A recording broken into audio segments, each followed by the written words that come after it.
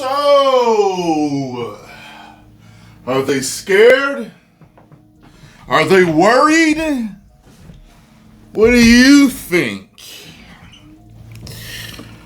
Now I know the mother company, Microsoft, they're like a $4 trillion company.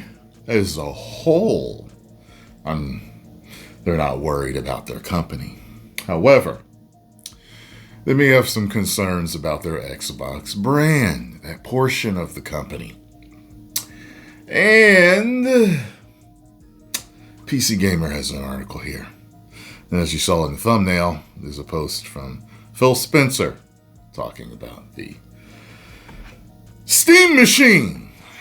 Now, title of this article is Phil Spencer reminds everyone that Xbox is one of the largest publishers on Steam, as he congratulates Valve on its new hardware with all the enthusiasm as a man paying his taxes.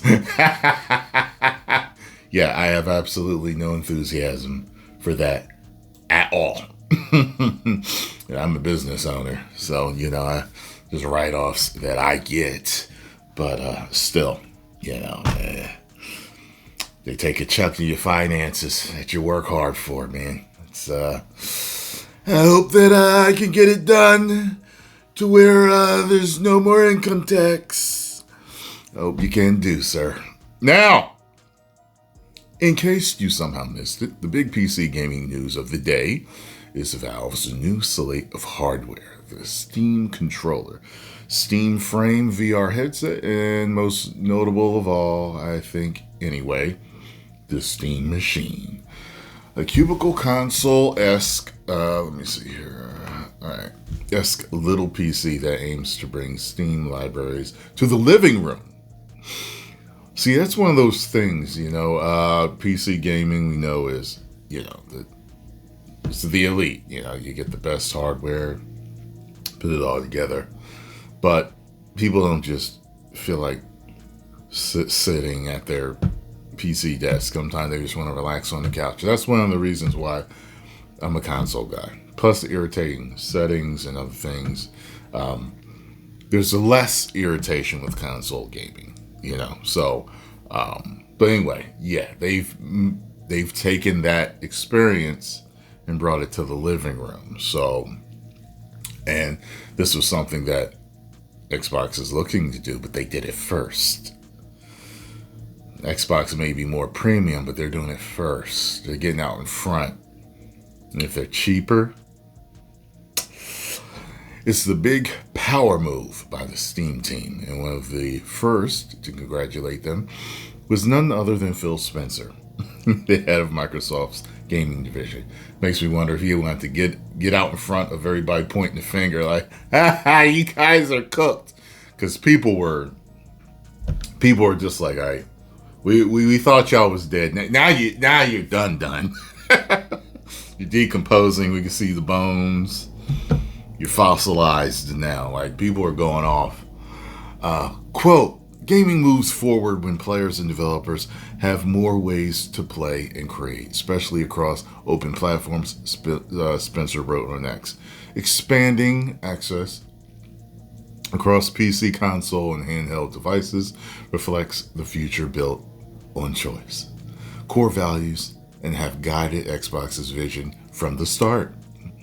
As one of the largest publishers on Steam, we welcome new options for players to access games everywhere.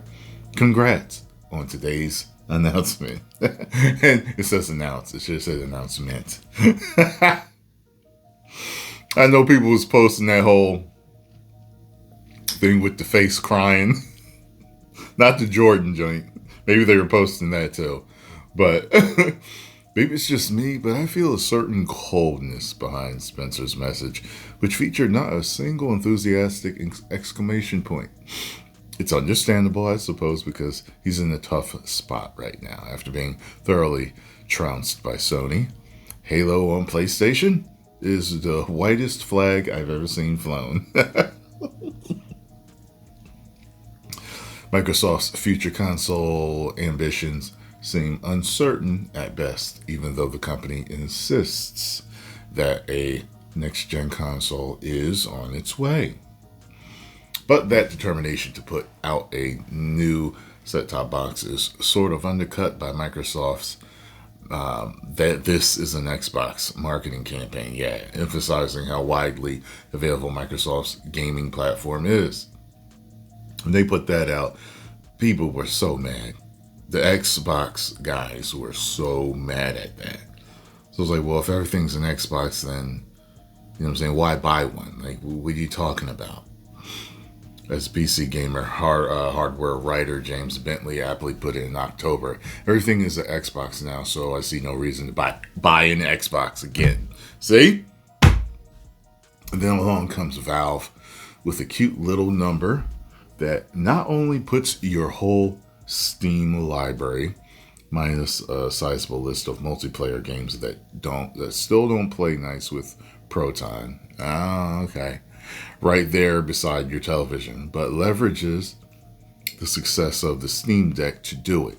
I'm not a high-priced games industry Uber executive, so I can't say for certain, but if I was in Phil's position, this one would come as a kick in the head that I really don't need. Like, did they know it was coming? You know, I know sometimes big companies keep things under wrap and they shadow drop stuff on people, but, you know, with all the connections and moving parts, somebody had to say something. You know, I don't know. Much will depend on the price of the new Steam machine, which hasn't been announced yet. But Valve will, at the very least, have a head start on whatever new hardware Xbox puts out. The Steam machine is set to launch sometime in 2026, while new console hardware from Microsoft isn't expected until 2027.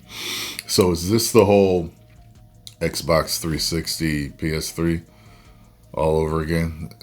Because Xbox 360 was first, right? Like a year ahead. If Valve can keep up the costs of its cube, give me the cube, boy!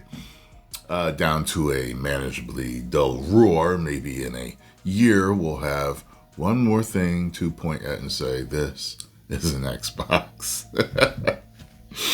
Let me see here.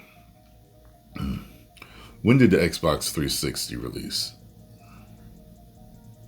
The Xbox 360 came November 2005. When did the PS3 release?